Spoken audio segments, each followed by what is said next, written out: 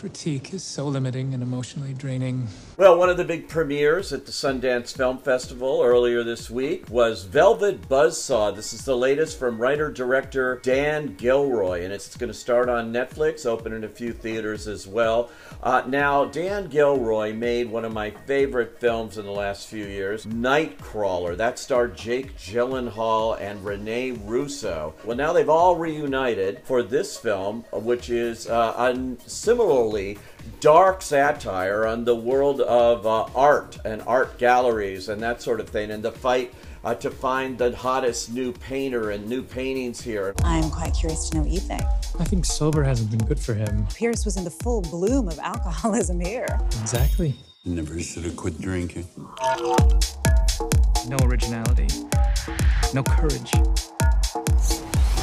My opinion. I can't save you. Well, this one centers on one such artist who has died. He's an older man. He dies. He's a neighbor of one art dealer. She's actually an agent. She's ambitious, but she's young. She's green. And her name is Josephina, and she's played by Zoe Ashton. She works for Redora, who runs a art gallery, and she is the Queen Mumba of the art world here, at least in this world here. She's played by Rene Russo here, who is, by the way, married to writer-director Dan Gilroy, who made this film, and so they have a certain second hand here. She's terrific, as she was in Nightcrawler. And anyway, she knows a good deal when she sees it. It turns out Dees did not want any of his works shown to the public. He just did it for his own means, and that was it for him. And this was not his intention. Well, all of these other people have different ideas once they see this, including Jake Gyllenhaal's character of Mort Vanderwalt. He is a critic and an author.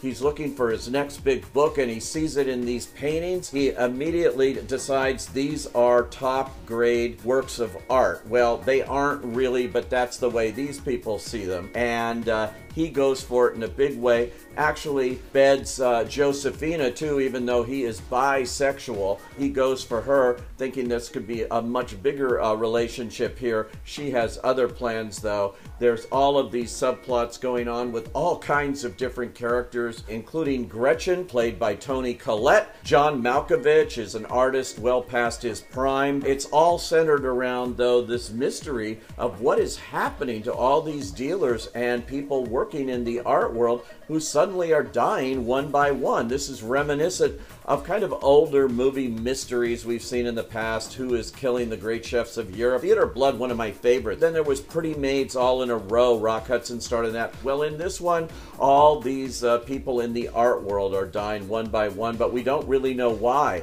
Is Dees, that painter, getting revenge from beyond in supernatural ways? Are you aware that Dees asked that all his art be destroyed?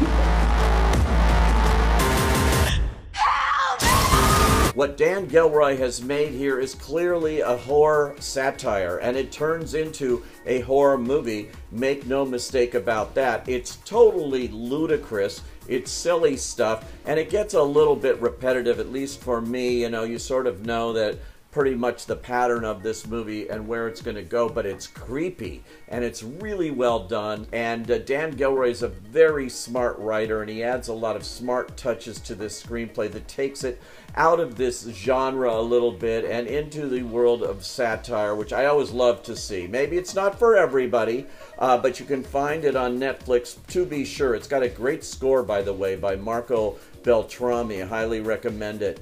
And a really good cast that's come to this. Anyway, if you have Netflix, it's already free for you, so no big deal. I say go.